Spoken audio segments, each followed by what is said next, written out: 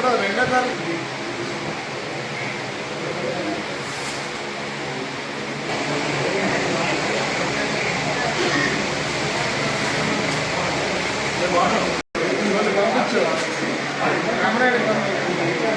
పంపించు పంపించు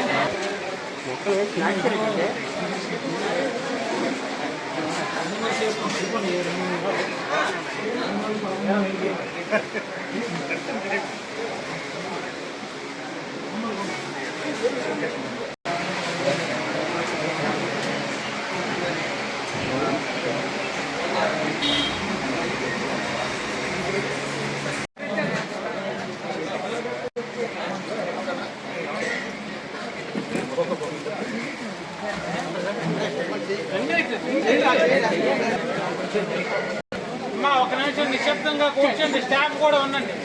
ఎమ్మెల్యే గారు మీకు స్వాగతం. కూర్చోండి ఒక నిమిషం. గ్రామాలకు వచ్చి సర్వీస్ చేయండి. అందులో భాగంగా ఈరోజు మిమ్స్ హాస్పిటల్ వాళ్ళు వచ్చారు. అన్ని రకాల విభాగాల నుంచి కూడా డాక్టర్లు వచ్చారు. మన వాళ్ళందరికీ చెక్ చేయించండి. ఇక్కడ ఇళ్ళల్లో ఉంటే కూడా వాళ్ళు తీసుకురండి. తెలియని వాళ్ళు ఎవరైనా ఉంటే కూడా చెప్పండి. వాళ్ళకి ఏదైనా మెడిసిన్ కూడా ఇక్కడ ఇస్తారు. అయితే ఇది ఒక కార్యక్రమం. ఇది ఎలా జరుగుతుంది? పవన్ కళ్యాణ్ గారు చెప్తున్నది మనం గతం నుండి గ్రామాల్లో మనం మాట్లాడుకున్నది ఏంటంటే, గ్రామాలని ముందు పరిశుభ్రంగా ఉంచుకుందాం. ఎక్కడ వేస్టేజ్ అంతా పడి అది కుళ్ళిపోయి దాంట్లో బ్యాక్టీరియా ఫామ్ అయ్యి మనకు రోగాలు వస్తాయి. వాటర్ ఎక్కడైనా స్టాగ్నేట్ అయిపోయి నిల్వ వాటర్ ఎక్కడైతే ఉందో అందులో దోమలు పుట్టుకొస్తాయి. మరీ ముఖ్యంగా మనం ఏమనుకుంటామంటే మురికి నీటిలోనే దోమ పుడుతుంది అని అనుకుంటాం. మనం మంచినీళ్ళు ఎప్పుడైతే మనం పెరట్లో పెట్టుకుంటాం కదా, వాటర్ బకెట్లతో కావచ్చు లేదా గోళాల్లో కావచ్చు, వాటర్ని మనం నిలబెట్టుకుంటాం. అది 4-5 రోజులు వాటర్ అక్కడ అలా ఉందనుకుంటే అందులో మంచినీరులోనే దోమ పడుతుంది. ప్రతి రోగానికి 2 కారణాలు. 1 దోమ, 2 నీరు. ఈ 2 తీసుకోవడంలో మనం జాగ్రత్త పడితే జ్వరాలు మనకి రావు. చాలా రోగాలు మనకు దరిచేరవు. అయితే ఇది అందరికీ తెలియదంటే తెలుసు అందరికీ. మనం ఏంటంటే పట్టించుకోం. పొలాలకు వెళ్తాం, ఉడుకులకు వెళ్తాం, గామరీతులకు వెళ్తాం, కాయ కష్టం చేసి ఆ కష్టంకి నిద్ర పట్టేస్తే పడుకుంటాం. దోమలు ఎన్ని కలిసి మనకు తెలియదు. అయితే బాబు యువత మీరే అనాలి. మీరు కానీ బాధ్యత తీసుకుంటే ఇవన్నీ సాధ్యపడతాయి.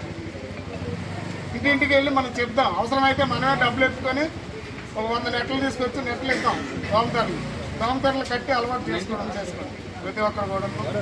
ఎందుకంటే ఇది రోగం రాకముందు మనం జాగ్రత్త పెడితే మంచిది తప్ప వచ్చిన తర్వాత మనం ఏం చేయలేం. దయచేసి పవన్ కళ్యాణ్ గారు చెప్పినట్లుగా మన గ్రామాన్ని ఎక్కడైనా వేస్టేజ్ ఎక్కడైనా ఎవరైనా డంప్ చేస్తే మనకు మనమే, మన ఊరు కోసం మన వంతు ఏదో ఒకటి చేయాలి కదా. 10 మంది కుర్రోళ్ళు స్టార్ట్ అయ్యి గ్రామ పెద్దలు అందరినీ పిలిచారనుకో.